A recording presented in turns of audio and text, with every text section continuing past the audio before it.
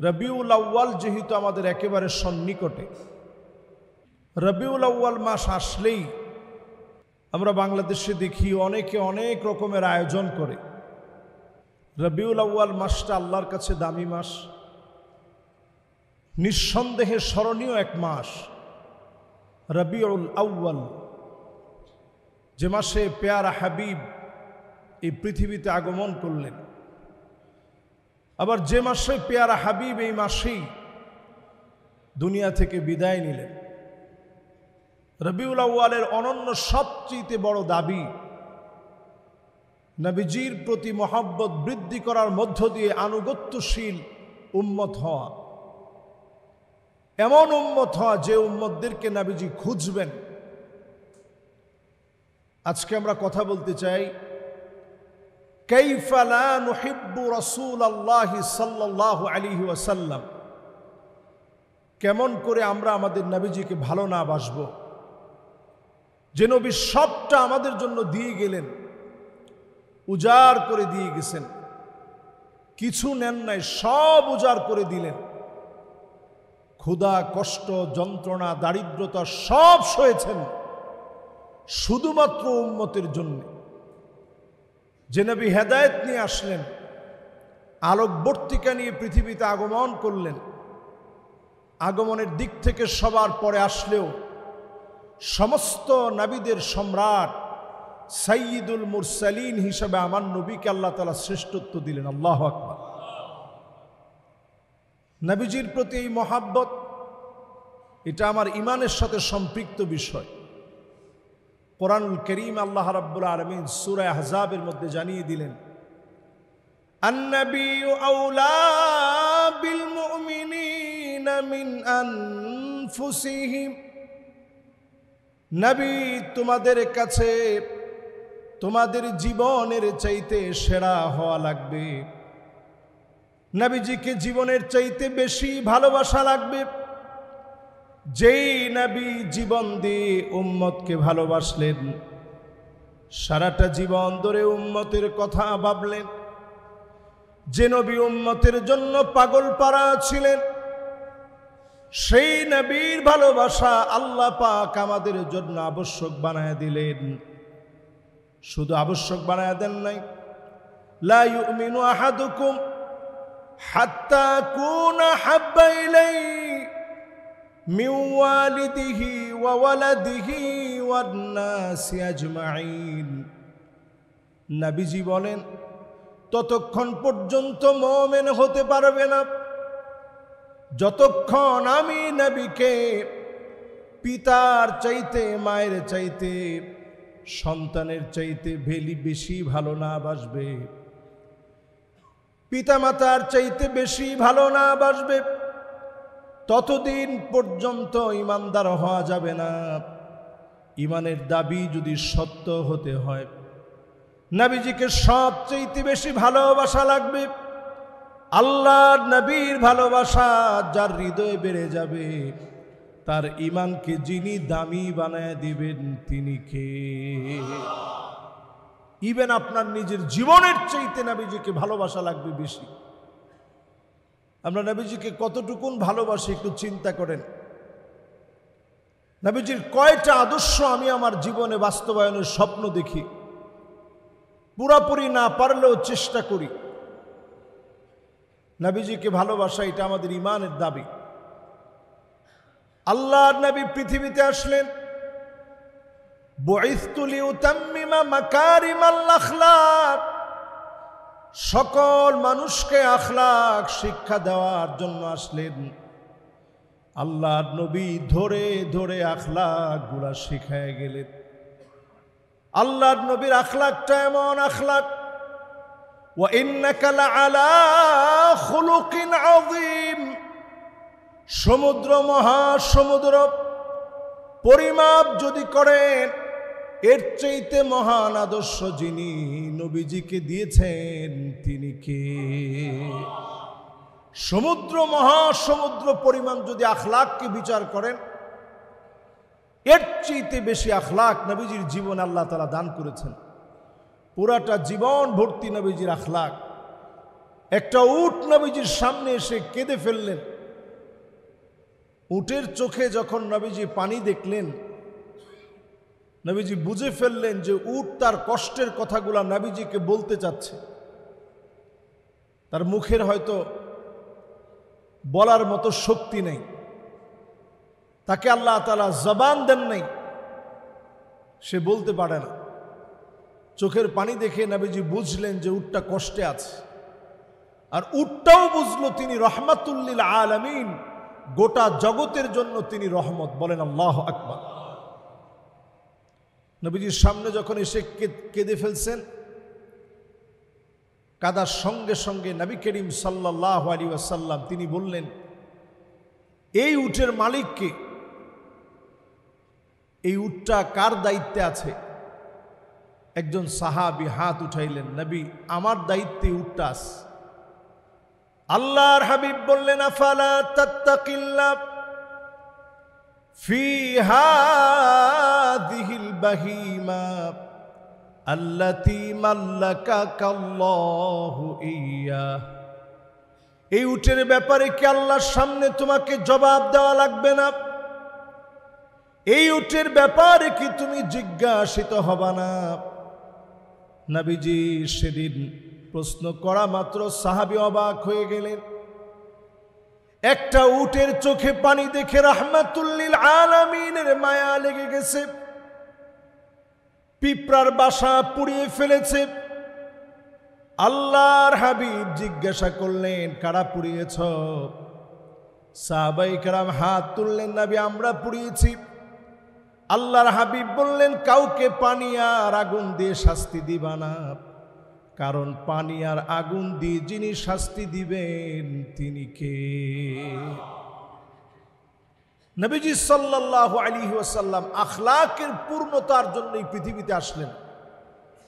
সমস্ত মানুষকে তিনি আখলাক শিখিয়েছেন। নবীজির খাদেম ছিলেন হযরত আনাস রাদিয়াল্লাহু তাআলা আনহু। 10টা বছর নবীজির খিদমত করলেন।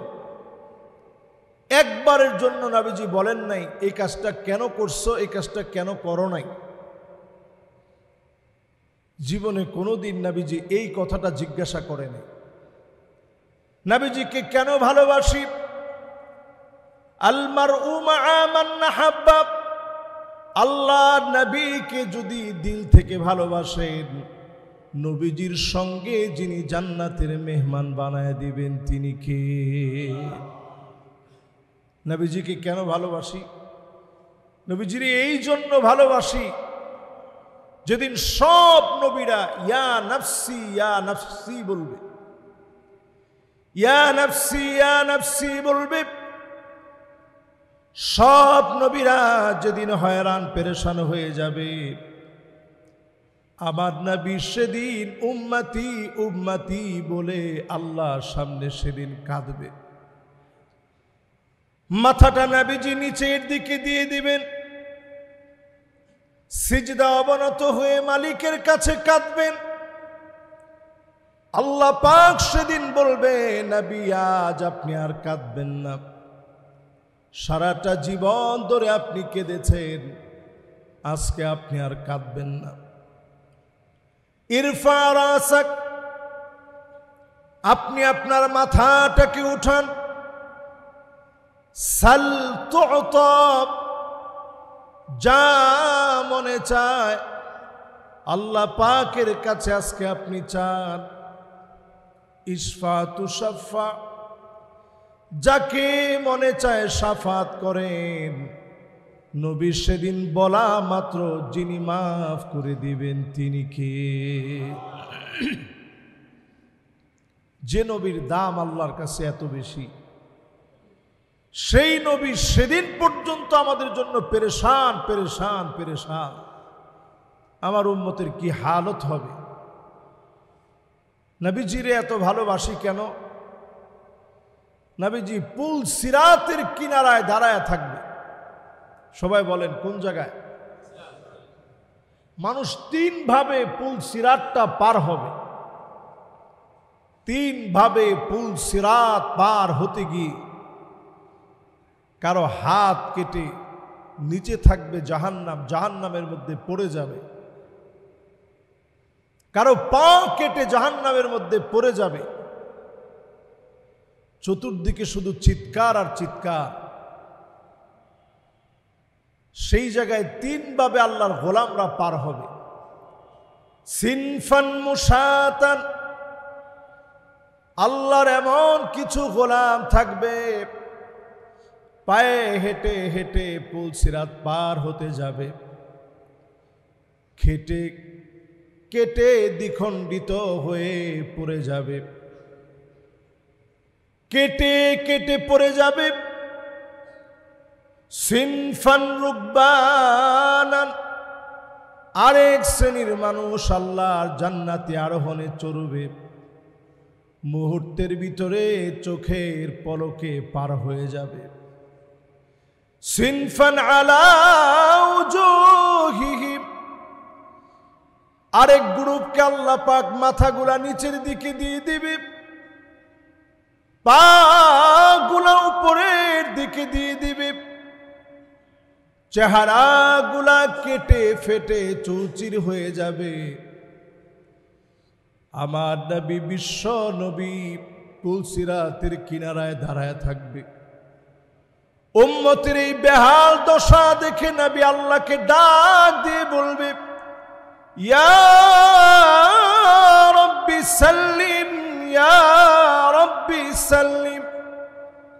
ও আমার মালিক, উম্মতদেরকে একটু সহজ করে দেন, উম্মতদেরকে একটু মাফ করে দেন। নবীজির দুআর কারণে উম্মতদেরকে যিনি মাফ করে দিবেন তিনি কে? জাহান্নাম নিচ থেকে আওয়াজ করে বলবে, এত পরিমাণ আল্লাহর গোলামদের নূর বের হবে শরীর থেকে, নবীর উম্মতদের শরীর থেকে এমন নূর চমকাবে, জাহান্নাম নিচ থেকে আওয়াজ দিয়ে বলবে, জুজ্জি ইয়া মুমিন ইন্না নূরাকা ইউতফিউ লাহাবি। ও মুমিন, তুমি দ্রুত চলে যাও, তোমার কারণে জাহান্নামের আগুন নিভে যাচ্ছে। আল্লাহু আকবার। নবীজিকে এত ভালোবাসি, এই ভালোবাসার কারণ নবীজি সাল্লাল্লাহু আলাইহি ওয়াসাল্লাম আমাদের জন্য অপেক্ষায় থাকবেন সব জায়গায়। জান্নাতের সামনে যখন নবীজি যাবে, জান্নাতের সামনে যাওয়ার পরে আল্লাহর হাবিব জান্নাতের দরজায় যখন নক করবে, আওয়াজ আসবে, কে গো তুমি? নবীজি বলবে, আনা মুহাম্মদ, আমি মুহাম্মদ সাল্লাল্লাহু আলাইহি ওয়াসাল্লাম এসেছি। সঙ্গে সঙ্গে ফেরেশতা বলবে, বিকা উমিরতু লা আফতাহু লিআহাদিন ক্বাবলাক, কারো জন্য জান্নাতের দরজা খোলা হয় নাই, নবী আপনার জন্য জান্নাত অপেক্ষায় আছে। আল্লাহর নবীকে জান্নাতে প্রবেশ করতে বলা হবে। নবীজি বলবেন, সেদিন কোন নবী জান্নাতে যেতে পারবে না যতক্ষণ না আমি নবী জান্নাতে না যাব। কোন উম্মত জান্নাতে যেতে পারবে না হাত্তা তাদখুলা উম্মতি, আমার উম্মত জান্নাতে যাওয়ার আগ পর্যন্ত। আগে আমার উম্মত জান্নাতে যাবে, এরপর সব নবীর উম্মত জান্নাতে যাবে। আল্লাহর নবীর উম্মত জান্নাতে যাবে, অন্যান্য সব নবীর উম্মত তারপরে জান্নাতে যাবে। যেই নবীর উম্মতের দাম আল্লাহ তো বাড়ায় দিলেন, হাত্তা তাদখুলা উম্মতি, আগে নবীর উম্মতেরা জান্নাতে যাবে, এরপর অন্যান্য সব নবীর উম্মতেরা জান্নাতে যাবে। আগে আমার নবী গিয়ে উম্মতের কথা মনে করবে, উম্মতের কথা স্মরণ করবে। নবীজির কারণে উম্মতদেরকে যিনি জান্নাতি বানায়া দিবেন তিনি কে? এই জন্য নবীজির এত ভালোবাসি, নবীজির এত পরিমাণ ভালোবাসি। ভালোবাসতেই হবে। কেন?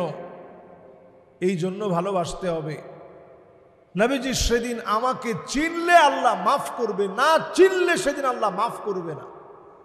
নবী সেদিন আমাকে চিনবে, আমার জন্য নবীজি সেদিন আল্লাহর সামনে সুপারিশ করবে। গুররান মুহাজ্জালিনা মিনাল ওয়াদু, ওজুর পানিগুলা জগজগ করে উঠবে, চকচক করে উঠবে। আল্লাহর নবী দেখা মাত্র বলবে, আল্লাহ, এটাই তো আমার সেই উম্মত। আল্লাহর নবী যাকে উম্মত বলে পরিচয় দিবে, ওই উম্মতকে যিনি মাফ করে দিবেন তিনি কে? একটু চিন্তা করেন, যেই নবী আমাদেরকে এত মহব্বত করলেন। আম্মা জান আয়েশা সিদ্দিকা রাদিয়াল্লাহু তাআলা আনহা বলেন, তাহাজ্জুদের সময় নবীজি যখন জেগে যেতেন, ঘুম থেকে বিছনা থেকে আলাদা হয়ে নবীজি যখন পিঠটাকে সরিয়ে ছোট্ট ঘরের ভিতরে একটা কোণার মধ্যে যখন সেজদা দিতেন, তখন আমার শরীরটাকে একটু সরিয়ে দিয়ে এরপরে সেজদা দিতেন। ছোট ঘর, সেজদা দিতে কষ্ট হইত। আম্মাজান আয়েশা বলেন, যখনই আমার নবী যখন সেজদায় যাইতেন, আজিজুন কাজিজিল মিরজাল, ফুটন্ত গরম পানিগুলা চুলার উপরে দিয়ে গরম করলে যেমন টকবক করে ফুটে, আমি শুনতাম ভিতর থেকে নবীজির কান্না গুলা টকবক টকবক করে আওয়াজ হচ্ছে, গড়গড় করে নবীজির ভিতর থেকে আওয়াজ হচ্ছে। আম্মাজান বলেন, আমি আমার কানটাকে নবীজির জবানের সামনে নিয়ে যেতাম, আমার নবী কি বলে এত পরিমাণ কান্দে। আমি শুনতাম নবীজির কানটাকে, আমার কানটাকে নবীজির জবানের সামনে যখন নিতাম, আমি শুনতাম অন্য কোনো কিছু বলে নবী কান্দে না। নবী আল্লাহর কাছে কান্দে আর বারবার বলে, আল্লাহুম্মা উম্মতি, ও আল্লাহ আমার উম্মত, আমার উম্মত বলে নবী সিজদায় পড়ে পড়ে কাঁদতেন। যে নবী জীবনে কোনো দিন উম্মতরে দেখে নাই, না দেখে সিজদায় পড়ে কাঁদলেন, উম্মতের মায়ায় পেরেশান হলেন, উম্মতের জন্য নবীজি হয়রান হলেন। সেই উম্মত আমরা যারা আজকে নামাজের জন্য অপেক্ষায় আছি, আমরা তো নবীর সে আদরের উম্মত, ভালোবাসার উম্মত। কতটুকু নবীজিরে ভালোবাসলেন। আল্লাহর নবীর ভালোবাসা যার দিলে যত বেশি হবে, ওই মানুষকে যিনি আপন বানায়া মাফ করে দিবেন তিনি কে? পেয়ারা হাজিরিন, ইতিহাসের পরতে পরতে কত নেতা, কত মানুষ, কত ব্যক্তি পৃথিবীতে আসছে। নবীজি সাল্লাল্লাহু আলাইহি সাল্লামের বিষয়টা সম্পূর্ণরূপে আলাদা। উনি যেই পরিমাণ ভালোবাসতেন আমাদেরকে না দেখে, সাহাবায়ে কেরামের সামনে নবীজি বলছেন, ওয়াদিত্তু কদ রাআইনা ইখওয়ানানা, যদি আমি আমার ভাইগুলাকে এক নজর দেখতে পেতাম। সাহাবায়ে কেরাম বললেন, ওগো নবী, আমরা কি আপনার ভাই নই? যেই সাহাবীরা নবীর জন্য জীবন দিতে পারে, যেই সাহাবীরা নবীর জন্য জীবন দেওয়ার জন্য প্রস্তুত, সেই সাহাবীরা নবীজিকে প্রশ্ন করলেন, নবী আমরা কি আপনার ভাই না?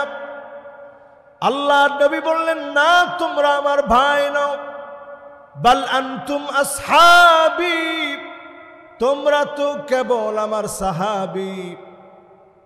তোমাদের পরে এমন এক গোষ্ঠী আসবে মান আমানা বি ওয়া লাম ইয়ারানি, না দেখে যারা ঈমান আনবে তারা হবে আমি নবীর ভাই। না দেখে যারা ঈমান আনবে তারা হবে আমি নবীর ভাই। নবীজি ভাই বলে আদর করে আমাদেরকে সম্বোধন করলেন, আমাদেরকে ভাই বললেন। ভাই যারা অনেক পরে আসবে, ঈমান আনবে আমি নবীর উপরে, দেখবে না, না দেখে ঈমান আনবে, এরা হবে আমার ভাই। নবীজি আদর করে আমাদেরকে ভাই বলে ডাকলেন। নবীজির জীবনে কত কষ্ট, কত দুঃখ আসছে, কোন একটা জায়গায় নবীজি বদদুয়া করেন নাই। আল্লাহর নবী বলেছেন, ইন্নী লান উবআস লাআন, বদদুয়া দেওয়ার জন্য আমি নবী আসি নাই, বদদুয়া দেওয়ার জন্য আমি নবী আসি নাই, বদদুয়া করার জন্য নবীজি পৃথিবীতে আসেন নাই। আল্লাহর নবী পৃথিবীতে এসেছে বুইসতু লিউতাম্মিমা মাকারিমাল আখলাক, সর্বোচ্চ আখলাক শেখানোর জন্য নবীজি প্রেরিত হলেন।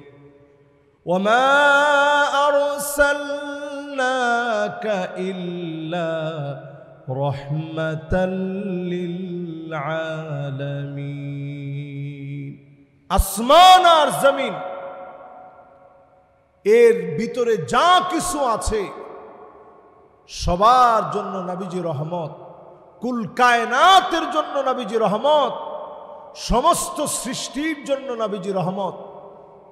সমস্ত নবীরা পেরেশান হয়রান যখন হবেন, সবাই আল্লাহর নবীর কাছে যাবেন, নবী আজকে আল্লাহ আপনার কথা শুনবে। এই যে সূর্য মাথার উপরে চলে আসছে, এই ময়দানে শত শত বছর, 50,000 বছর থাকতে হবে। নবী আজকে একটু আপনি আল্লাহর কাছে একটু বলেন, আল্লাহ যেন এই সময়টার একটু শর্ট করে দেয়, সময়টা যেন একটু খাটো হয়ে যায়। নবীজির কাছে যখন বলা হবে, নবীজি সেদিন আল্লাহর নবীজি আগেই আমাদেরকে জানায় দিছেন, আমার উম্মতের জন্য সময়টা এত কম হবে, ইন্নাহু লা ইউখাফফাফ আলা উম্মতি হাত্তা ইউখাফফিফা মিন সালাতিন মাকতুবাতিন ইউসাল্লিহা ফিদ দুনিয়া। 50,000 বছর এত ছোট হয়ে যাবে, দুনিয়ার জীবনে 2 রাকাত অথবা 4 রাকাত নামাজ পড়তে যেই অল্প সময় লাগতো, এই সময়ের ভিতরে আখিরাতের 50,000 বছর শেষ হয়ে যাবে। আল্লাহ, চিন্তা করেন নবীজি কেমন আপন, উম্মতের জন্য নবীজি কত পাগল পাড়া। এই উম্মতের জন্য 50,000 বছর, দুনিয়ার 50,000 না, আখিরাতের 50,000। আখিরাতের একটা সকাল সন্ধ্যা কেমন একটু চিন্তা করেন।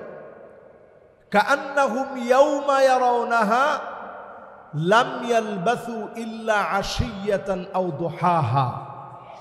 আখিরাতের একটা সকাল অথবা সন্ধ্যা এমন, দুনিয়ার 60-70 বছরের জীবন আখিরাতের একটা সকাল সন্ধ্যার মধ্যে শেষ। যে আখিরাতটা এত বিরাট, যে আখিরাতটা এত লম্বা, সেই আখিরাতের সময়ের 50,000 বছর 2 রাকাত অথবা 4 রাকাত নামাজ পড়তে যে সময় লাগে, এই সময়ের ভিতরে শেষ হয়ে যাবে। আল্লাহু আকবার বলেন। আমি গতকালকে সলাতুল মাগরিব পড়েছি এই মসজিদ। মাগরিবের পরে আমার পাশে একজন যুবক, বয়স খুব বেশি হবে না, 16 কিংবা 17 বছরের যুবক, আমারে বলতেছে, হুজুর আপনারে অনেক ধন্যবাদ। তা আমি বললাম যে কি বিষয়ে ধন্যবাদ? তো বলতেছে, হুজুর আপনি যে গত জুমার আলোচনায় বলছিলেন যে নামাজ পড়তে হবে এমনভাবে, সল্লি সলাতা মুয়াদ্দিন, জীবনের শেষ নামাজ মনে করে নামাজ পড়তে হবে। হুজুর এই নসিহতটা করার পরে আমার অনেক কাজে লাগছে, আমার নামাজের মনোযোগ বেড়ে গেছে। তো আমি একটু অবাক হইলাম, এরকম একটা যুবক যদি পরিবর্তন হতে পারে, আমরা যারা শুনি জীবন পরিবর্তনের সিদ্ধান্ত নিয়ে শুনি। পুরা জুমআর আলোচনা থেকে 1-2টা পয়েন্ট হলো আমল করি।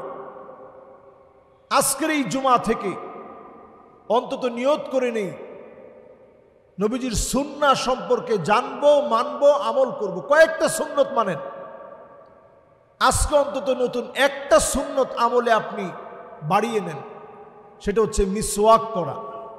বলেন কি করা? সবাই বলি কি করা? আচ্ছা, মিসওয়াক কার কার কাছে আছে এখন পকেট ইনস্ট্যান্ট?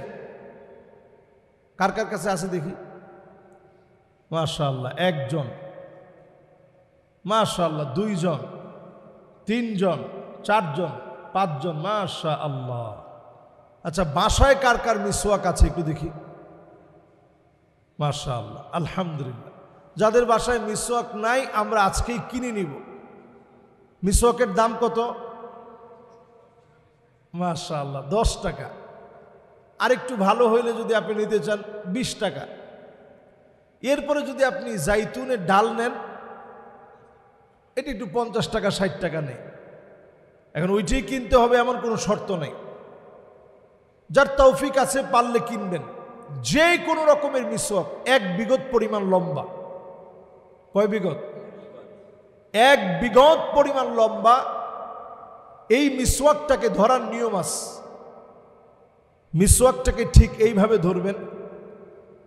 ধরুন এটা মিসওয়াক, এই মিসওয়াকটাকে এইভাবে ধরবেন। 3 আঙ্গুল থাকবে এখানে, 3 আঙ্গুল থাকবে বাহিরে, এই আঙ্গুলটা এখানে আর এই আঙ্গুলটা এখানে।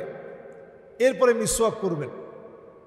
এই মিসওয়াক নবী সাল্লাল্লাহু আলাইহি সাল্লাম ইন্তেকালের আগেও আম্মা জান আয়েশা বলেন নবীজি মিসওয়াকটার দিকে তাকায়া ছিল, কিন্তু মিসওয়াক করার শক্তিটা আমার হাবিবের তখন নাই। চাবায় যে একটু মিসওয়াক করবে এই শক্তিটুকুন নাই। আম্মা জান আয়েশা নিজে চিবায় দিলেন। এরপরে আমার নবী মিসওয়াক করলেন। যেই নবী ইন্তেকালের আগে পর্যন্ত মিসওয়াক করেন, সে নবীর উম্মত অনেকের ঘরে মিসওয়াকটা নাই। আমরা মিসওয়াক নিয়ে নেই সবাই। তাবুকের যুদ্ধ করার জন্য সাহাবায়ে কেরাম গেলেন কত লম্বা পথ পাড়ি দিয়ে, শত শত কিলোমিটার। এখন সফর করলে আপনি অবাক হয়ে যাবেন যে কেমনে সেই যুগে গেছে। সপ্তাহ লাগিয়ে সফর করলেন। সাহাবায়ে কেরামের পেট পিঠের সঙ্গে লেগে গেছে, প্রচন্ড গরম। সেই সময়ে তাবুকের প্রান্তে গেলেন। সেই সময় সবচেয়ে পারদর্শী বাহিনীর বিরুদ্ধে লড়বে মুসলমান। যখন সেখানে গেলেন, যুদ্ধ করা লাগে নাই। তাদের বিরাট বাহিনী, বিরাট ক্ষমতা। তারা শুধু দেখলো মুসলমানরা ঢাল ছিঁড়ে মিসওয়াক করার জন্য প্রস্তুতি নিছে। মুসলমানেরা যখন মিসওয়াক করা শুরু করেছে, তারা চিন্তা করলেন যেইভাবে ঢাল ভাঙতেছে আর মিসওয়াক করতেছে, এইভাবে যদি দাঁত দিতে থাকে তাহলে আমাদের তো মনে হয় রক্ষা নাই। অনেক দূর থেকে আসছে, আমাদেরকে পাইলে না জানি কি অবস্থা হবে। ওই অবস্থায় কোনো যুদ্ধ লাগে নাই। বিনা যুদ্ধে মুসলমানেরা তাবুকের প্রান্তে বিজয়ী হয়ে গেলেন। সুবহানাল্লাহ। এজন্য সিলাহুল মুমিন, মুমিনদের একটা অস্ত্র হচ্ছে এই মিসওয়াক। অস্ত্র কি ঘরে থাকে না সাথে থাকে? এজন্য সাথে রাখবেন।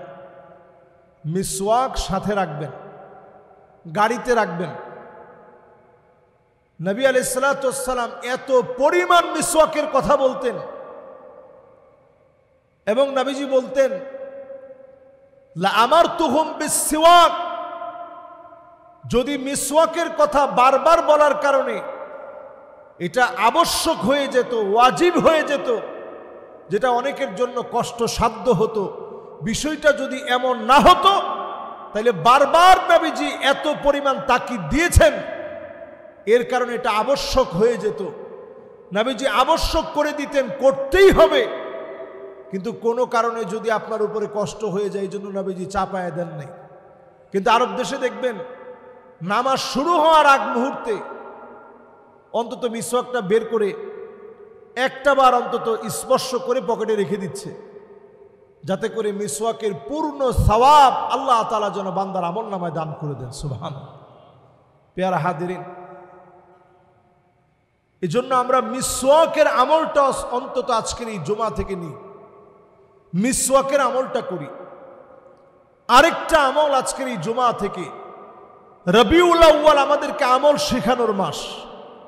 নবীজি পৃথিবীতে আসছেন, ছোটবেলা থেকে মানুষকে শিখিয়েছেন, আখলাক শিখিয়েছেন।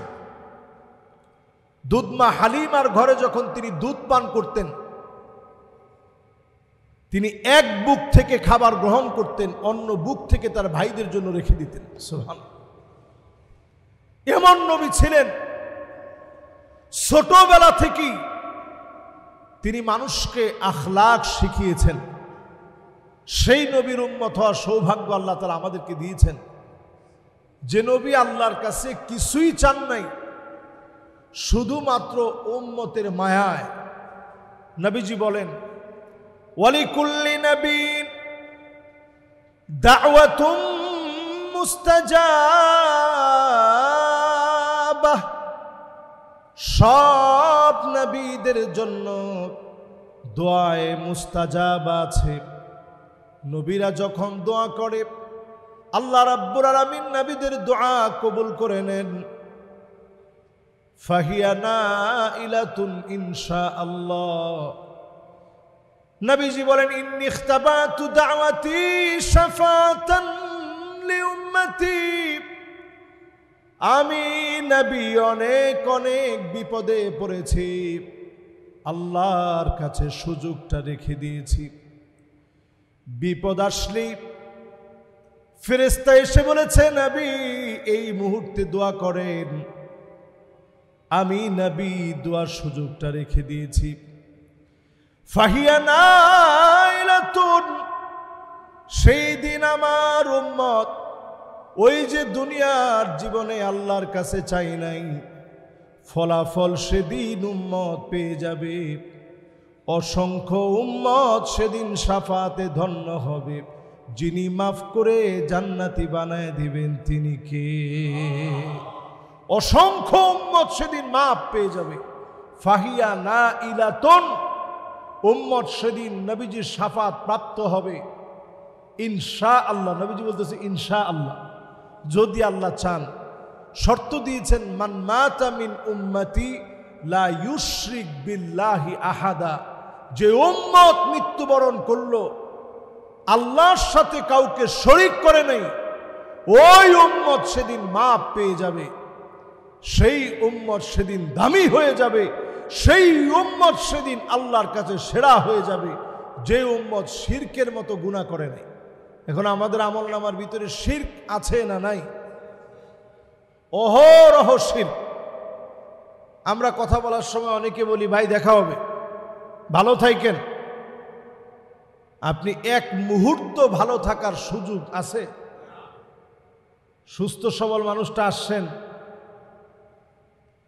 এই যে আমি এখন কথা বলতেছি, এক সেকেন্ড যদি আপনি বলেন, বেশি বললেন, ইকো সেকেন্ড, ন্যানো সেকেন্ড পর্যন্ত যদি আপনি হিসাব করেন, এর আগে আপনি দুনিয়া থেকে চলে যেতে পারেন। মুহূর্ত যেতে হবে না, আপনার ডাক চলে আসবে, চলে যাওয়া লাগবে। তো একটা মুহূর্তের কোনো গ্যারান্টি আমার জীবনে নাই। এরপরও আমাদের অহংকার নামে না। নবী আলাইহিস সালাতু ওয়াস সালাম বলছেন, যে ব্যক্তি শিরক করবে নবীজির শাফাত পাবে না। তো এটা আমরা ভুলেই বলি যে ভাই দেখা হবে, দেখা হওয়ার কোনো সুযোগ নেই। আমরা বলবো ইনশাআল্লাহ দেখা হবে। আল্লাহ ভালো রাখুক, ভালো থাকবেন এটা না। কেউ জিজ্ঞাসা করলে, ভাই কেমন আছেন? আসি, এটা না। আসি মানে আসি বলছেন যে আপনি আপনার ক্ষমতায় আছেন, আপনার কোনো ক্ষমতা নাই। আসি না, উত্তর হবে আলহামদুলিল্লাহ। অনেকে আবার বলেন যে কোনো রকম, অনেকে আবার বলেন যেমন দোয়া। বিশেষ করে আমরা জিজ্ঞাসা করলে কেমন আছেন হুজুর, আপনার যেরকম দোয়া। এটাও আরেকটা ভুল উত্তর। হুজুরের দোয়ায় আপনার তেমন কিছু হয় না, ভালো রাখছেন কে? এটা আমার লস হইল, তাওহীদ তো আপনাকে শিখতে হবে। আপনার বোঝা লাগবে আল্লাহ আপনাকে ভালো রাখছেন। একটু খাবার খাইলেন, খাবার খাওয়ার পর আপনি যখন বলবেন আলহামদুলিল্লাহিল্লাযী আত'আমানি হাযা আত-তাআম, আল্লাহ খাবারটা আপনি খাওয়াইছেন, ওয়া রাযাকানিহি, রিজিক আল্লাহ আপনি দিছেন, মিন গায়রি হাওলিন মিন্নি ওয়ালা কুওয়া, আল্লাহ আমার কোনো শক্তি কোনো ক্ষমতার কারণে আমি খাইতে পারি নাই, আল্লাহ আপনি আমারে খাইয়েছেন। বান্দা যখন এটা বলে আল্লাহ এত খুশি হয়। এত কষ্ট করে রান্না বাড়া করার পর বান্দা বলতেছে আমি তারে খাওয়াইছি, তার কোনো ক্ষমতার বলে খায় নাই। ফেরেশতারা তোমরা সাক্ষী থাকো, আমি আমার গোলামের গুনাহ মাফ করে দিলাম। সুবহানাল্লাহ। আমার আল্লাহ প্রতিনিয়ত মাফ করতে চায়। এই যে আমরা একটা পোশাক পরছি, পরার সময় যদি বলি আলহামদুলিল্লাহিল্লাযী কাসানি হাযা সাওবা ওয়া রাযাকানিহি মিন গায়রি হাওলিন মিন্নি ওয়ালা কুওয়া, আল্লাহ একটা পোশাক আপনি পরাইছেন, আমার ক্ষমতা আমার টাকার কারণে আমি পড়তে পারি নাই। এখন যদি অ্যালার্জি শুরু হয়, চুলকানি শুরু হয় এই পোশাক পরার পরে, আপনি চিন্তা করবেন যে এটা দরকার নেই। একদিন দুদিন তিন দিন পরলেই যখন দেখবেন এই পোশাকটা পরলে আপনার ঝামেলা হয়, আপনি পরবেন না যত দামি পোশাক হোক। স্বাভাবিক না? স্বাভাবিক ব্যাপার। তো আল্লাহ রাব্বুল আলামিন যখন আপনি পোশাক পরে বলবেন যে আল্লাহ আপনি পরাইছেন, আল্লাহ এত খুশি হয়, বলে দেখছো নিজে এই পোশাকটা পরছে, নিজে কিনছে, এত কষ্ট করার পরে বলতেছে আমি আল্লাহ পরাইছি, যাও আমি আল্লাহ তার গুনাহগুলা মাফ করে দিলাম। আল্লাহ তাআলা মাফ করতে চায়। জীবনের 40 বছরের গুনাহ করছেন, 10 সেকেন্ডে আপনি মাফ পেতে পারেন। 40 বছর আপনি অন্যায় করছেন, 10 সেকেন্ডে আপনি মাফ পেতে পারেন। শুধু মন থেকে মাফ চাওয়ার মতো মাফ চাইতে হবে, আল্লাহর কাছে তাওবা করে ফিরে আসতে হবে। আর রুজুউ মিন সিফাতিন মাযমুমাতিন ইলা সিফাতিন মাহমুদা, আগে অন্যায় করতেন, এখন ভালো একটা সওয়াবের কাজ করেন। আগে গুনার কাজ করতেন, এখন একটা সওয়াবের কাজ করেন। আগে অন্যায় কাজের মধ্যে ছিলেন, এখন আল্লাহর দিকে ফিরে আসার চেষ্টা করেন। প্রত্যেক মুহূর্তে আল্লাহ রাব্বুল আলামিন মাফ করে আমাদেরকে কবুল করবেন ইনশাআল্লাহ। আল্লাহ রাব্বুল আলামিন আজকের জুমআয় যতগুলো কথা বললাম আল্লাহ তাআলা আমল করার তৌফিক দান করুক, পড়ি আমিন। হাযা মা ইনদি ওয়াল ইলমু ইনদাল্লাহ আলাইহি তাওয়াক্কালতু ওয়া ইলাইহি উনীব।